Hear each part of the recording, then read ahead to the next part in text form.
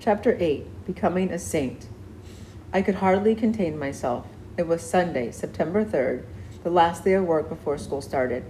Tomorrow I would start my freshman year at Santa Maria High School on the first day of classes. I would not have to move to Fresno to pick grapes and cotton and miss school for 2.5 months. My shoulders felt light, even though I was tired. "I've never seen you so happy, mijo," Mama said when we got home from work.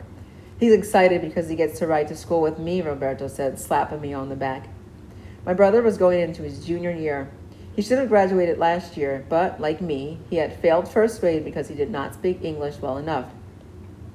He fell behind another year because he missed so much school. Every year, for 9 years, he started school sometime in January after the cotton season was over. "He kept right up with me the whole day," Roberto said. "I couldn't believe it. What did you put in his tacos?" "Same thing I put in yours," she responded, chuckling. "Puros frijoles." "That explains it," Roberto said, laughing. "Beans will do it every time." That evening, I tried reading a few more pages of Dr. Dolittle, but I could not focus.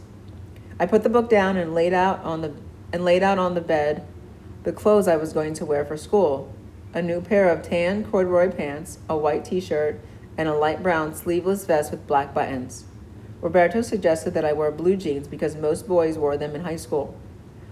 But I did not want to wear the same type of pants I wore to work. I took a bath and scrubbed my hands with bleach to get rid of the strawberry stains.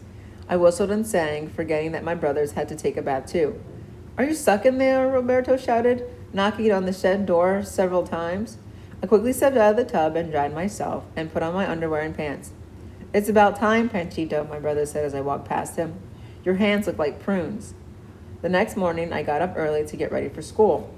I wore my St. Christopher medal outside my t-shirt to show it off. Papa walked by me without saying a word and went outside to warm up the DeSoto to go to work.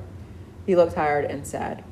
The dark circles under his eyes were darker than usual, and he had not bothered to shave. He hardly touched his breakfast. He grabbed his black lunch pail from the table, glanced at Roberto and me, and left. "What's wrong with Papa?" I asked. "I haven't seen him this sad all summer." "He's in one of his bad moods, mijo," Mama said. "He's gotten worse ever since our strawberry acres were ruined. You know that." He complained all night about his back and took several aspirins, but they didn't seem to help. He's also upset because you boys are not going to work with him. He hates working alone. "Sometimes I think he doesn't like us to go to school," I said. "Oh, he does, Panchito," Mama said. "Why do you say that?" "The other night when I was reading Dr. Dolittle, Papa asked me why I liked school so much. I told him I liked learning and I wanted to be a teacher. And you know what he said?" "What?" Roberto asked. "He said, 'Don't be stupid. Only rich people become teachers.'" He walked away before I had a chance to say anything. He really made me mad. "I'm glad you didn't say anything," Roberto said. "When he's in a bad mood, it's better not talk to him." "But maybe he was testing you," Mama said. "Sometimes he says things to make you think. You know how he is." "Well, he made me mad," I repeated. "Hey, we better get going. It's getting late," Roberto said, glancing at the clock. As my brother and I drove on to South Broadway on our way to Santa Maria High School, I felt the same as I had when I started first grade, excited but nervous. I watched the reflection of Roberto's 1953 green Buick on the storefront windows along the way. The car looked like a fish in a bowl. At times it appeared large and long, and other times it looked small and scrunched. I recalled taking this same route in the Border Patrol car the year before to pick up Roberto. A lot of things happened to us in less than a year, I thought. I wonder what this year will be like. Roberto parked the car in the student parking lot behind the boys' gym next to the football field. The lot was filling up quickly with cars that looked like large insects. Some were lowered in the front and painted in bright metallic colors like candy apple red, and had tucked and rolled upholstery in white or black. I followed the other incoming freshmen into Wilson Gym, which smelled like dirty socks. I had never seen so many students. We filled the bleachers on both sides of the gym. A red and white banner with the school's motto, "Enter to learn, go forth to serve," hung from the ceiling. The principal gave us information about the school and our schedule of classes. He then introduced the student body president, who welcomed us and told us our school mascot was a saint. He informed us that we would be known as the class of 1962 of the Santa Maria High School Saints. I liked the sound of it, and I knew Mama would too. We were also told that classes would officially start the following day and that we should meet with our counselor to discuss our class schedule. After the meeting, I asked for directions to the administration building and rushed to see my counselor, Mr. Kincaid. I ran across campus, noticing many old buildings with red tile roofs. They reminded me of some of the houses in Tlaquepaque, the small town in Mexico where I was born. Tile corridors with arches that looked onto a large courtyard with beautiful gardens connected the buildings in the oldest part of campus. My counselor's office was in the old main administration building next to the attendance office. I went through one of the long corridors to get to it. Mr. Kincaid sat at his desk, which was piled with folders and papers. Behind him was a tall, dark brown bookcase full of thick binders and books. To his left was a window that looked out into a courtyard. He was dressed in a gray suit and a light blue bow tie. His thick hair was peppered with white and combed back. After he introduced himself, he picked up a folder with my name on it and said, "I see you graduated from El Camino Junior High School. Have you thought of what you want to do after high school?" Before I had a chance to answer, he added, "We have excellent vocational programs in car mechanics, electronics, and woodshop. We also have a program for future farmers." "I'd like to be a teacher," I responded, thinking about Mr. Lima, my sixth-grade teacher who had helped me with English during the lunch hours when I was far behind in my classes because I had missed so many weeks of school. "Oh, I see," he said, straightening up and leaning forward. "So you're planning to go to college?" "College?" I said. "Yes, college," he amused. "You need to go to college to be a teacher. It's 5 years of study behind high school. It can be expensive." Maybe that's what Papa meant when he said only rich people became teachers, I thought. But, he quickly added, "if you get excellent grades, you can get scholarships." Scholarships? I did not know what the word meant. It's gift money given to students with excellent grades to attend college. I perked up. So, if I get good grades, I can get free money to go to college? I wanted to make sure I heard him right. "That's correct," he said. He opened the folder and ran his index finger down the page. "I see you have good grades, especially in math, but your grades in English are not as good," he said. "I know," I said apologetically, "but I'm working on it." "Good. Now let's see here," he said, looking at my schedule. "Let's substitute typing for woodshop and put you in algebra class." He handed me the revised schedule and said, "You're set." "Thank you very much," I said, shaking his hand. I walked out of his office feeling less nervous about school and more excited than ever.